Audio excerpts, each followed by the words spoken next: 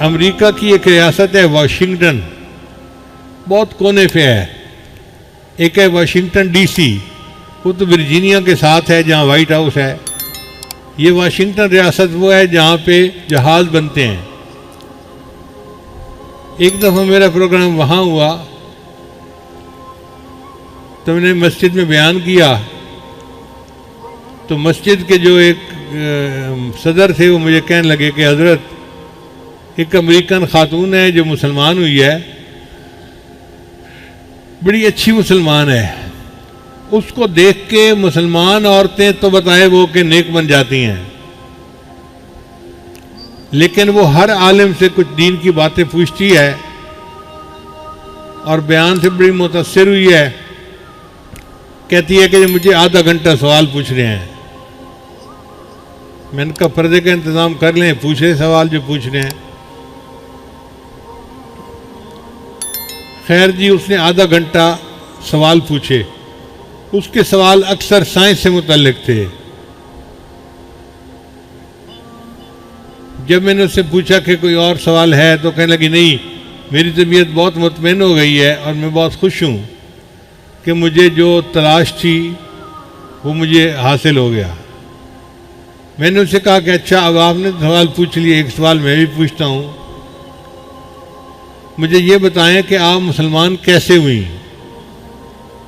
आम तौर पे यह तो कोई दोस्त मुसलमान होने का ज़रिया बन जाता है, या कोई माहौल या कोई ख्वाब, कोई ना कोई वजह बनती ज़रूर है।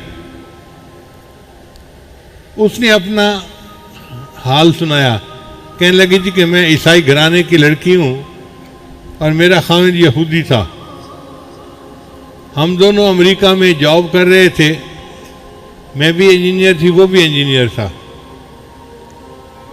हमारी कंपनी ने जद्दा में ऑफिस खोला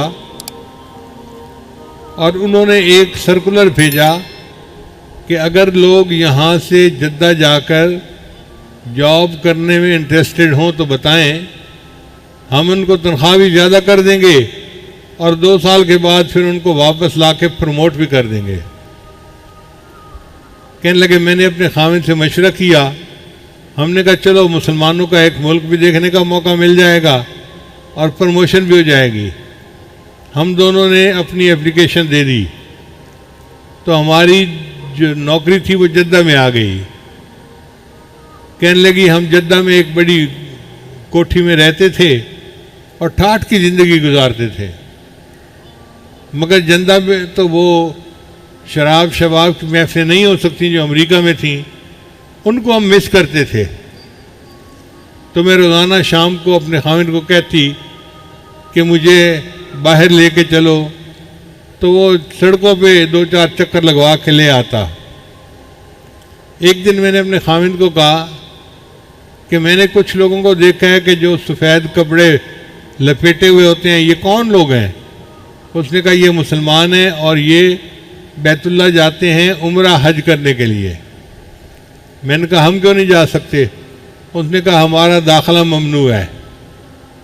मैंने कहा कोई बात नहीं, हम कोशिश करते हैं, अगर निकल गए तो निकल गए, नहीं निकले तो वापस आ जाएंगे। कहने लगे मैंने अपने खामिद के लिए वो चादरें ले ली और अपने लिए जो अरबी औरतों का एक जुब्बा सा होता है वो, और नकाब भी ले लिया।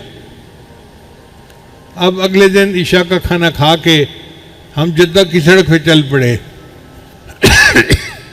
वो कुदरतन वक्त ऐसा था कि एक शिफ्ट बदल रही थी और नई शिफ्ट आ रही थी पुलिस की।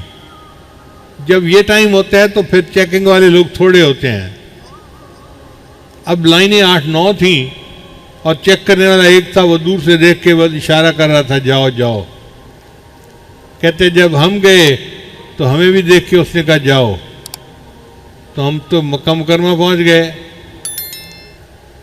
अब जो लोग जहाँ जा रहे थे हमें कुछ पता नहीं था, हम उनके साथ ही चले गए हत्ता कि हम मताफ में पहुंच गए। कहने लगे जब हम मताफ में पहुंचे तो हमने देखा कि बैतुल्लाह है और उसके गिर्द लोग तवाफ कर रहे हैं। तो हमारी तो आंखें फटी की फटी रह गई। हमने कभी ज़िंदगी में ऐसा मंजर नहीं देखा था। कहने लगे थोड़ी देर बैतुल्लाह को देखते रहे।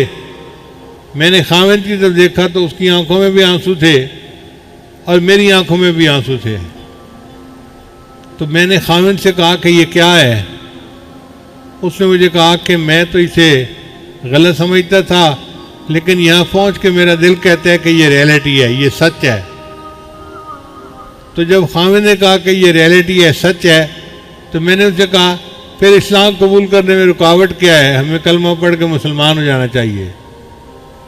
वो दोनों मियाँ बीवी बग़ैर किसी की दावत के सिर्फ बैतुल्लाह शरीफ को देखकर अल्लाह ने उनको ईमान की तौफीक अता फरमा दी। तो जो ऐसी अनवार की जगह हो कि काफिर भी उसको देखे तो कलमा पढ़ ले, मोमिन अगर देखे तो उसके दिल की क्या कैफियत होगी।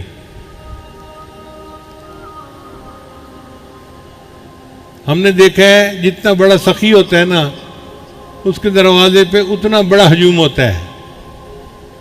अल्लाह ताला चूँकि सखियों के भी दाता हैं, उसके दरवाजे पे सबसे बड़ा हजूम होता है।